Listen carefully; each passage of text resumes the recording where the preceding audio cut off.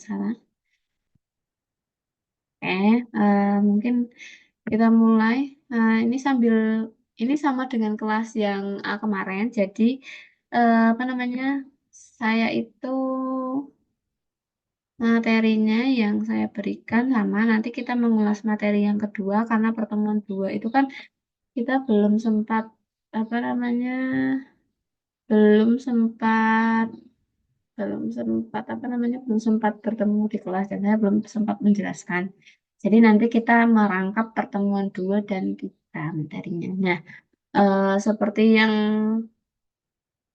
kemarin kita kesepakati ya, jadi perencanaan perkuliahan kita kan nanti akan dibagi jadi dua. Teman-teman juga di sini eh, tahu bahwa kita di minggu 1 dengan 7 itu berarti masih seputar di baris yang kiri. Jadi ada pendahuluan, etika, klasifikasi etika, kemudian profesi, ciri-ciri profesi, prinsip-prinsip etika, kemudian jenis-jenis bisnis konstruksi dan lain sebagainya, dan profil bisnis. Nanti menginjak setelah bagian kedua, baru kita mengeksplor lebih dalam bagaimana membuat sebuah bisnis seperti itu. Nah, oke, kemudian di bagian minggu kedua, nanti link Zoom-nya itu kan ada dua ya.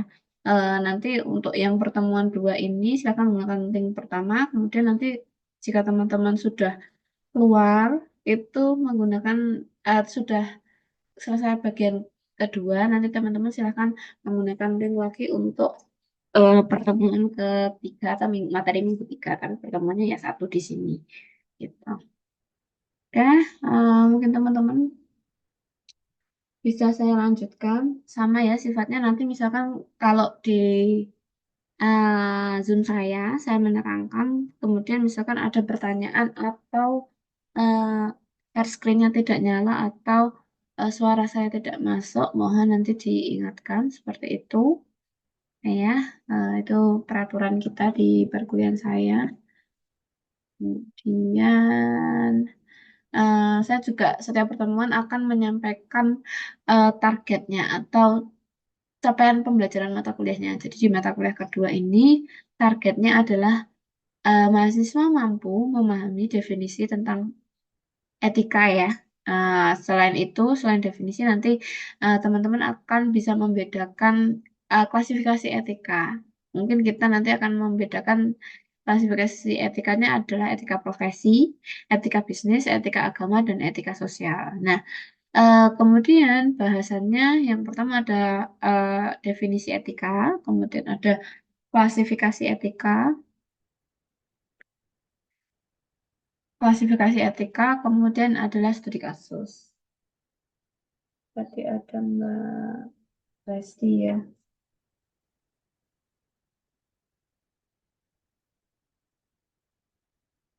Nah,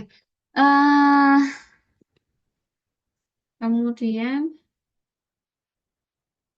kita masuk ke bahasan yang pertama kita, yaitu apa namanya etika. Jadi etika itu adalah suatu cabang filsafat ya sebenarnya. Karena filsafat itu adalah yang membahas tentang eh, etimologi atau istilah-istilah kemudian bagaimana manusia itu dalam apa namanya berperilaku dan lain sebagainya. Nah, kemudian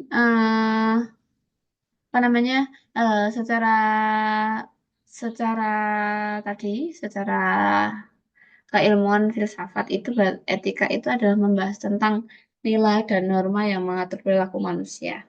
Nah, tetapi secara etimologis, kata etika itu berasal dari bahasa Yunani, yaitu ethos yang berarti adat, kebiasaan, karakter, dan watak. Nah, memang di mata kuliah ini adalah mata kuliah kewirausahaan, tapi ada penanaman sedikit tentang etika. Karena nanti harapannya adalah teman saya itu dituntut untuk menyampaikan atau memberi bekal kepada calon insinyur dalam melakukan usaha, baik itu usaha sendiri ataupun menjadi bagian staf dari suatu usaha, teman-teman itu harus punya etika seperti itu. Jadi di sini saya dituntut untuk menyampaikan ini di mata kuliah ini supaya membekali teman-teman seperti itu. Nah, oke, itu tadi ya. Jadi secara etika, secara etimologi atau berasal dari suku katanya yaitu etos yang berarti adat, kebiasaan, karakter, dan watak. Jadi etika yang baik kita pelajari bersama, kita setelah teman-teman sudah tahu mana yang baik atau tidak, kemudian ah, teman-teman terapkan. Nah, ketika teman-teman menerapkan sebuah etika yang baik, ketika teman-teman menerapkan sebuah etika yang baik, lama-kelamaan itu akan menjadi kebiasaan. Nah, setelah itu menjadi sebuah kebiasaan, lama-lama itu akan menjadi karakter.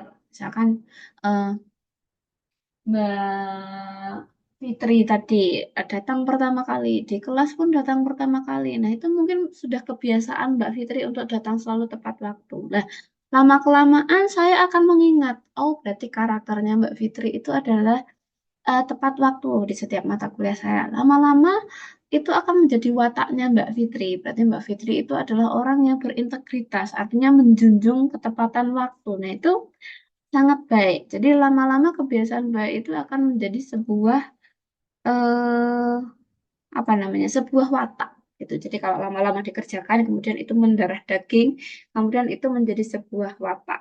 Sama, saya juga sebenarnya akan berusaha untuk selalu on time. Walaupun saya tidak on time, biasanya saya menginfokan kepada mahasiswa. Karena di dalam diri saya sudah ingin membiasakan selalu on time. Jadi kalau misalkan saya tidak on time, saya biasanya merasa bersalah karena itu sudah menjadi kebiasaan saya seperti itu. Jadi kalau saya di kelas kemudian saya terlambat, biasanya saya infokan karena saya merasa jika saya terlambat itu saya memotong hak kalian seperti itu.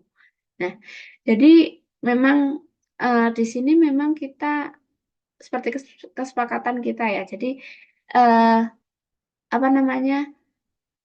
Watak atau etika baik itu bisa terjadi jika antar dua orang atau yang saling berhubungan itu menghormati seperti itu. Jadi misalkan saya punya kebiasaan datang on time, walaupun saya telat, biasanya saya itu memberikan pengumuman.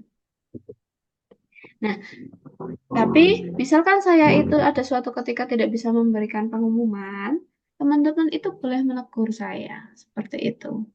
Boleh menegur saya, kenapa Kenapa Bu hari ini tidak bisa kuliah atau apa itu boleh sekali untuk ditegur. Nah, kemudian kenapa hari ini tidak bisa memberikan kuliah Bu atau apa itu boleh sekali untuk ditegur. Siapapun saja itu eh, apa namanya? Sorry, kebentar. Siapapun saja itu dosennya, misalkan ada dosen yang terlambat ataupun itu teman-teman yang terlambat, itu eh, kalau dosennya terlambat, teman-teman boleh menegurnya. Kalaupun mahasiswanya terlambat, dosen itu berhak menegurnya. Nah, itu kita sama-sama lah membuat etika yang baik supaya itu menjadi watak kita seperti itu. Nah, gitu. Nah, karena apa ya? Dari mulai kebiasaan kecil di kuliah itu akan terbawa nanti saat teman-teman itu masuk ke dunia kerja. Jadi sifatnya itu marilah kita sama-sama membuat suatu kebiasaan yang baik. Kemudian jika kebiasaan baik itu sudah terbawa, maka antara satu orang dengan orang lain itu bisa menular seperti itu. Jadi saling menghormati dan itu menciptakan suatu iklim etika yang baik seperti itu. Karena ada suatu teori yang menyatakan semakin tinggi pendidikan seorang akan semakin tinggi etikanya seperti itu. Jadi teman-teman di sini yang nanti akan mengenyam pendidikan S1 maka tunjukkan bagaimana seorang yang berpendidikan itu beretika seperti itu dan lain sebagainya. Maka berusaha untuk mengupgrade diri teman-teman supaya menjadi insan yang lebih beretika seperti itu. Nah, eh, pada perkembangannya istilah sebenarnya ada mic-nya yang ini ya masuk ya.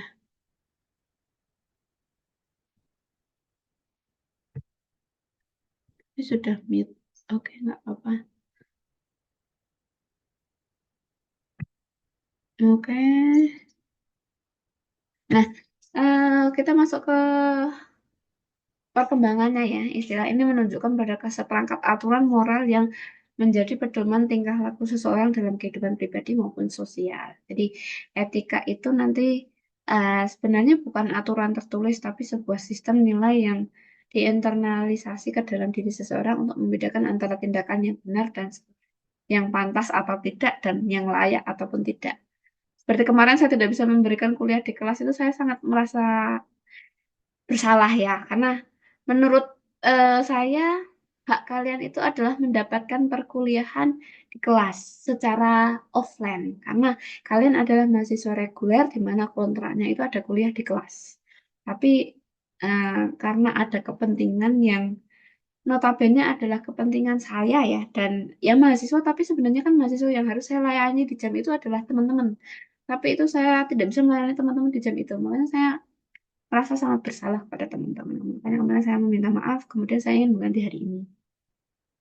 Nah, itu adalah suatu bentuk contoh etika ya. Jadi itu tidak ada peraturan tertulisnya bahwa dosen harus masuk di kuliah ini, memberikan materi ini secara online di kelas. Jika tidak ada hukuman apa, tidak ada seperti itu. Tapi itu adalah sebuah sistemnya itu tadi menunjukkan yang mana yang benar, mana yang salah, kemudian mana yang pantas dan tidak pantas. Dan menurut saya, jika satu mata kuliah kemudian saya tidak bisa memberi mata kuliah seperti kemarin karena ada kepentingan saya dan sedikit mahasiswa dan beberapa dosen dengan mengorbankan kepentingan teman-teman semua di sini, itu rasanya tidak pantas bagi saya dan saya merasa terbebani karena itu adalah kewajiban saya memberikan mata kuliah ini di hari kemarin. Hanya saya membuat pergantian jadwal hari ini dan saya membuat jadwal hari ini pun adalah juga sama, itu adalah ada beberapa yang dikorbankan seperti itu. Nah, itu contoh nyata etika dan itu dari saya. Nah, itu nanti teman-teman juga silahkan teman-teman mengkoreksi dirinya dalam saat kuliah ini, kira-kira bagaimana teman-teman? Bagaimana teman-teman dalam eh, mendapatkan hak teman-teman? Bagaimana kewajiban teman-teman sebagai seorang mahasiswa itu harusnya seperti apa? Mulailah dikoreksi dengan. Nah, kemudian ini saya secara konseptual ya, etika sering dipahami dalam tiga dimensi utama. Yang pertama, etika deskriptif, itu menjelaskan perilaku manusia sebagaimana adanya, misalkan kebiasaan sosial, adat, pola tindakan yang umum dilakukan dalam masyarakat tertentu. Ketika itu normatif, bagaimana eh, itu manusia seharusnya bertindak ya, dalam menempatkan prinsip-prinsip moral yang menjadi standar penilaian baik dan buruk. Kemudian ada metaetika yaitu mengkaji arti, asal-usul, justifikasi nilai norma, misalnya mengapa kejujuran dianggap baik dan lain sebagainya. Jadi ada sebuah pendekatannya, itu dimensi sebuah etika. Nah, seperti yang saya jelaskan sebelumnya ya, berarti etika itu berbeda dengan hukum atau aturan formal. Karena etika itu tidak tertulis dan tidak bersifat mengikat. Tapi misalkan itu hukum, maka sifatnya adalah ada pasalnya, ada mengikat secara eksternal, ada sanksi yang jelas jika seseorang melanggarnya, seperti itu. Nah, ini mungkin kalau misalkan hukum itu seperti berkendara sepeda motor tidak menggunakan helm, itu memang ada etika dan ada hukumnya. Jadi dua-duanya itu bisa masuk. Ada masuk unsur etika, tidak pantas, kemudian itu juga melanggar hukum, pasal melanggar pasal. Nah, itu artinya itu melanggar hukum. Jadi ada sanksinya bagi orang yang tidak melakukannya. Tapi kalau misalkan etika itu hanya sanksi, bukan sanksi, yaitu hanya perasaan merasa bersalah saja seperti itu. Nah, hukum menjadi ketentuan dari luar ya, sedangkan etika itu menjadi integritas dalam diri. Namun keduanya saling berkaitan karena hukum yang baik seharusnya dilandasi oleh prinsip etika yang tadi. Jadi eh, etika itu adalah integritas diri. Jadi seperti tadi, misalkan teman-teman selalu datang terlambat, maka integritasnya tidak baik. Maka teman-teman kalau misalkan kuliah, selalulah datang tepat waktu, on time, seperti itu. Dalam perkuliahan juga berusahalah untuk selalu menyimak, berdiskusi dengan baik.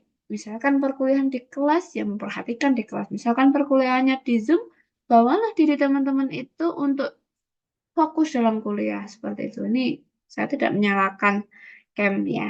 Nanti kalau misalkan ada Bapak Ibu dosen yang eh, permintaan selalu on cam, itu sebenarnya itu adalah kewajiban kalian menyalakan on cam itu. Tidak perlu diminta, tidak perlu di singgung, harusnya kalian sudah otomatis jika kalian itu berintegritas, menghargai itu langsung saja on cam seperti itu. Nah, itu adalah bentuk bahwa teman-teman itu beretika, menjaga integritasnya. Jadi etika itu sebagai wujud kita menghargai orang lain juga. Jadi saya menghargai waktu teman-teman semua, teman-teman di sini juga tolong menghargai saya. Jadi etika itu bisa berlangsung untuk menciptakan sebuah iklim yang positif seperti itu. Nah, maka ini pembelajaran untuk teman-teman mungkin hari ini tidak mulai dari hari ini mungkin teman-teman kalau misalkan ada Zoom tidak harus diminta on cam tapi otomatis langsung on cam seperti itu. Nah, itu sebagai wujud teman-teman itu menghargai yang berbicara seperti itu. Oke, itu perbedaan antara hukum dan etika ya. Kalau tadi hukum itu ada sanksinya, ada peraturan tertulisnya. Kalau etika itu hanya integritas dalam diri saja. Seperti itu.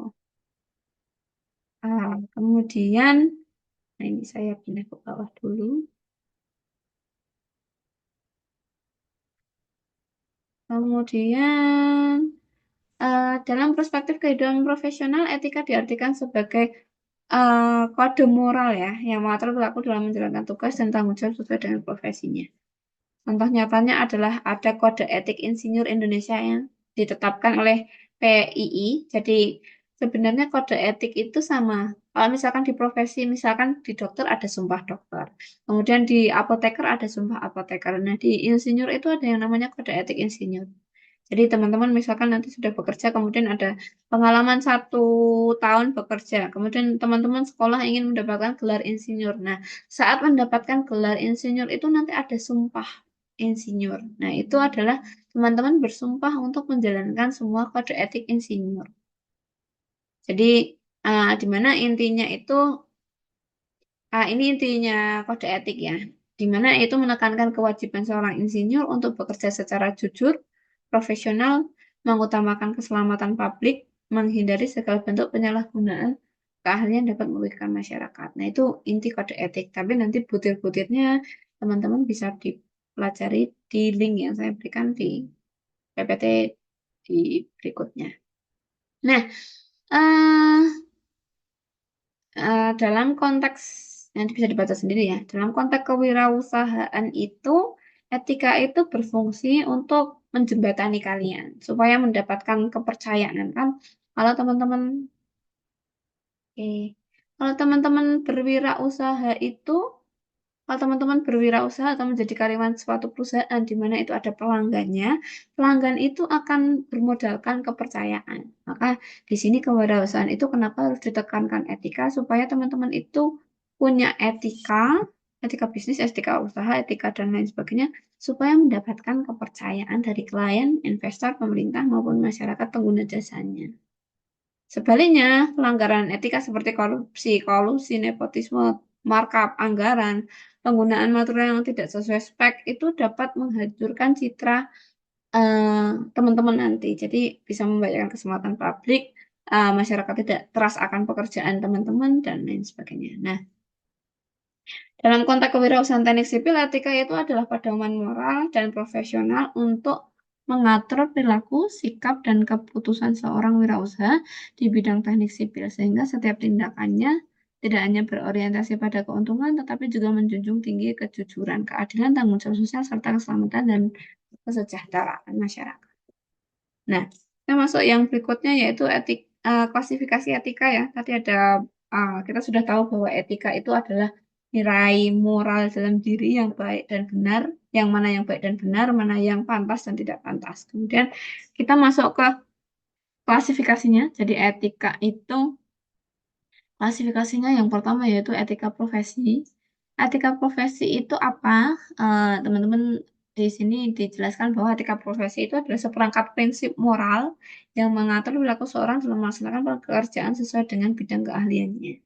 Dalam teknik sipil, etika profesi itu menjadi sebuah landasan utama karena setiap pekerjaan nanti berhubungan langsung dengan keselamatan manusia dan lingkungan. Nah, ciri-ciri etika profesi itu yang pertama ada kode etiknya, nanti bisa teman-teman lihat di sini, sudah saya berikan linknya, nanti tinggal dibuka aja.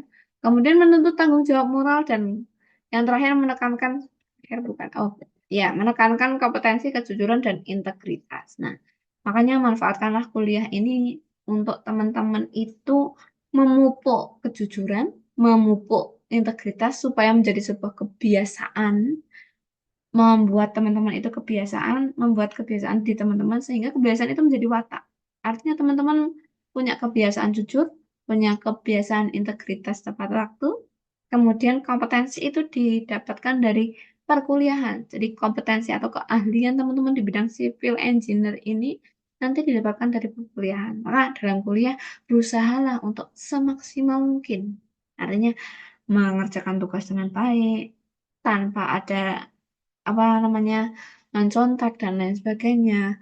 Kemudian mempelajari materi dengan baik sebelum dosen menerangkan minggu kedua, teman-teman sudah berusaha membaca materi terlebih dahulu. Kemudian nanti ketika di kelas itu bisa menjadi sebuah pembelajaran yang saling interaktif ya, karena mahasiswa sudah mempersiapkan materi dulu, baca-baca sedikit lah minimal. Kemudian ada iklim diskusi di situ. Ada kompetensi yang meningkat di situ. Maka nah, tujuan perkuliahan di sini adalah memupuk kompetensi kalian. Kemudian kalau misalkan soft skillnya nanti adalah memupuk kejujuran dan integritas teman-teman di sini. Karena nanti ini adalah merupakan kode etik profesi insinyur. Nanti teman-teman lulus itu kan sebagai seorang insinyur. Jadi harus mengemban etika-etika tersebut seperti itu. Nah, contoh penerapannya di kewirausahaan sipil yaitu insinyur itu tidak boleh menerima pekerjaan yang melampaui keahliannya ya. Makanya teman-teman di sini itu harus tahu sebagaimana keahliannya. Semester 6 harus sudah bisa apa, semester 7 harus sudah bisa apa. Nah, itu teman-teman harus sudah bisa memposisikan diri teman-teman kalau di semester 7 harus bisa apa. Supaya nanti kalau lulus itu teman-teman punya kompetensinya. Nah, kemudian kontraktor wajib memastikan material itu sesuai dengan standar SNI. Kemudian konsultan pengawas wajib memberikan laporan sesuai fakta lapangan tanpa manipulasi. Itu contoh etika profesi. Kemudian masuk di etika bisnis. Kalau kita bicara ke etika bisnis, maka isinya adalah cara-cara untuk melakukan kegiatan bisnis, tapi bisnisnya itu masih dalam konteks yang adil, jujur, kemudian mandiri, jadi tidak bergantung kepada orang lain sesuai hukum yang berlaku. Kemudian objektif, artinya tidak mementingkan kepentingan orang tertentu. Seperti itu. Intinya yang baik dan tidak baik di bidang bisnis. Kalau tadi profesi itu berarti kan integritas, kejujuran, dan kompetensi. Kalau di dunia bisnis itu mengerjakan bisnis itu secara adil, patuh hukum, dan eh, objektif. Seperti itu. Nanti bisa dibaca beberapa prinsipnya di sini dan beberapa penerapannya ya. Contohnya seperti ini. Misalkan mengikuti tender proyek secara sehat tanpa kolusi dan ataupun suap. Membayar upah tenaga kerja sesuai peraturan tenaga kerja. Berikan jaminan mutu pada hasil pekerjaan. Jadi mengerjakan proyek itu harus secara adil, jujur, transparan, bertanggung jawab.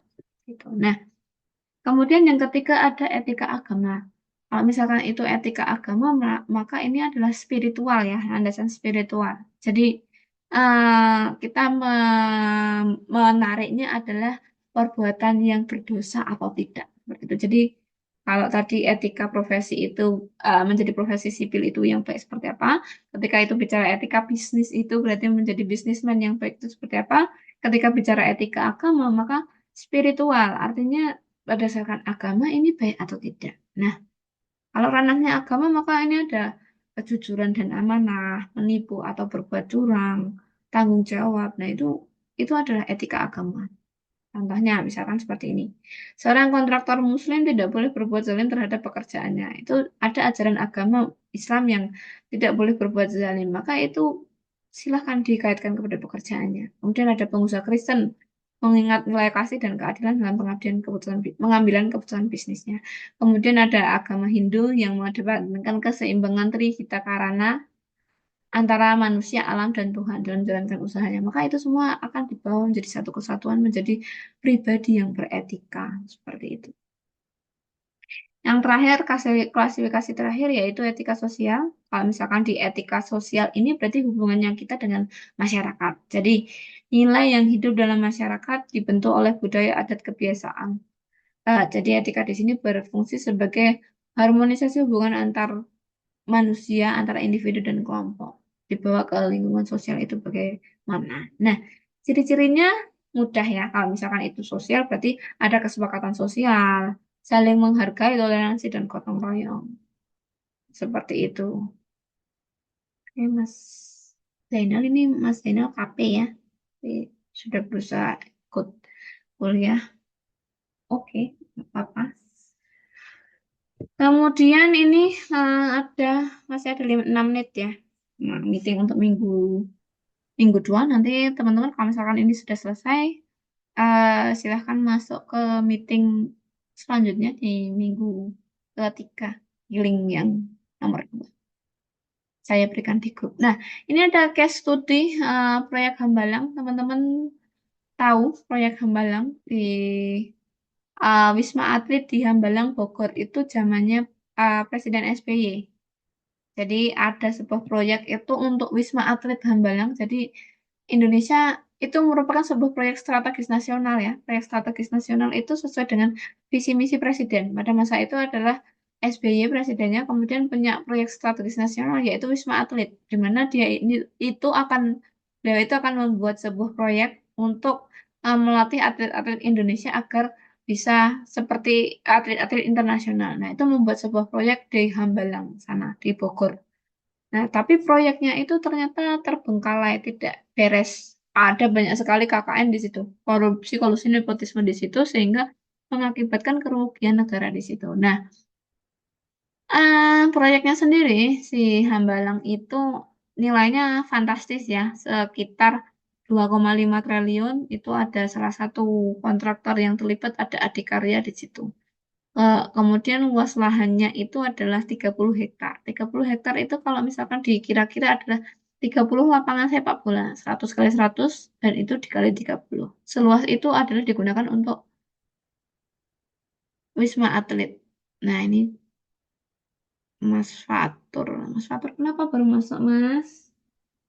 Nah, besok-besok kalau misalkan ada kuliah, silakan masuk di awal waktu ya. Sebagai bentuk kita saling menghargai seperti itu. Kemudian karena apa? Saya itu menitik beratkan teman-teman itu sebenarnya teman-teman itu saya sudah bersyukur teman-teman sudah hadir kuliah. Tapi ketika saya meluangkan waktu kuliah teman-teman itu di situ ada waktu saya yang saya korbankan juga sebenarnya tidak hanya kalian yang datang seenaknya atau masuk kuliah seenaknya, tapi ini apa ya? Saya itu juga meluangkan waktu saya untuk kalian. Makanya kita saling menghargai. tidak perlu tidak perlu kita berikan arahan, otomatis teman-teman itu langsung datang saja tepat waktu gitu, karena itu sebagai bentuk kita saling menghargai. Nah, insan yang baik itu saling menghargai, saling bermanfaat, saling menghormati seperti itu. Gitu itu pembelajaran untuk kita. Kemudian tadi proyek Hambalang ya itu masuk ke skandal korupsi. Itu melibatkan beberapa pejabat seperti Anas Urbaningrum dari Partai Demokrat kalau teman-teman tahu, kemudian artis Angelina Sondak, Andi Malarangeng dan sebagainya. Itu ditaksir kerugian negara mencapai 706 miliar dan pembengkakan biaya eskalasinya itu mencapai 514 miliar. Etikanya itu pembelajaran etikanya ada pelanggaran bisnis yaitu korupsi dan markup di situ. Kemudian kalau misalkan etika profesinya berarti dia tidak menjaga kualitas integritas pekerjaannya. Jadi dia tidak berkualitas dan integritas pekerjaannya jelek, mengakibatkan kefatalan bagi keberlangsungan proyek dan reputasi pihak yang terlibat. Seperti itu.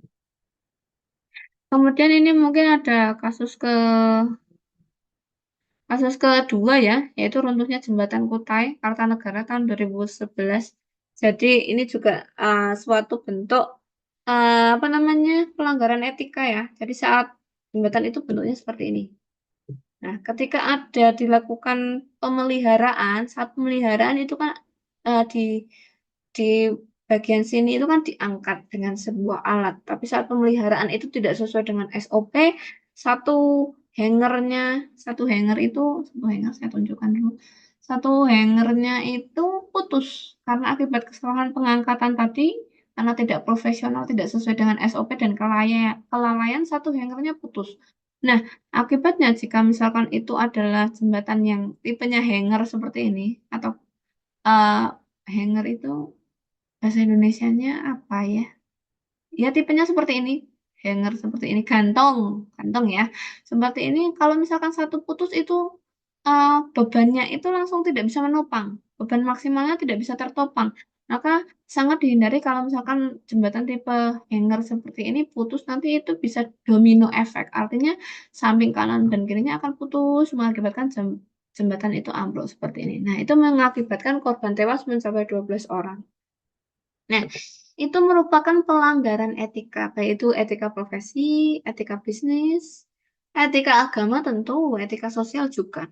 Nah, runtuhnya jembatan itu tadi setelah 10 tahun beroperasi dan setelah diinvestigasi itu banyak faktor. Mulai dari uh, apa namanya pihak yang bertanggung jawab merawat, kemudian ternyata perencana yang salah mendesain, kemudian kontraktor yang tidak melakukan uji geser, uji fatigue, uji impact yang sebagaimana mestinya. Nah, itu memicu runtuhnya jembatan. Jadi kendaraan di atasnya tidak bisa tidak bisa tidak bisa terselamatkan lah, intinya seperti itu. Gitu. Nah, ini juga ada kasus di pekerjaan jalan. Seperti ini nanti teman-teman bisa baca sendiri. Oke, gitu. Relevansinya apa? Kasus-kasus tadi adalah membuat teman-teman itu supaya nanti dalam menjalankan bisnis itu lebih beretika, supaya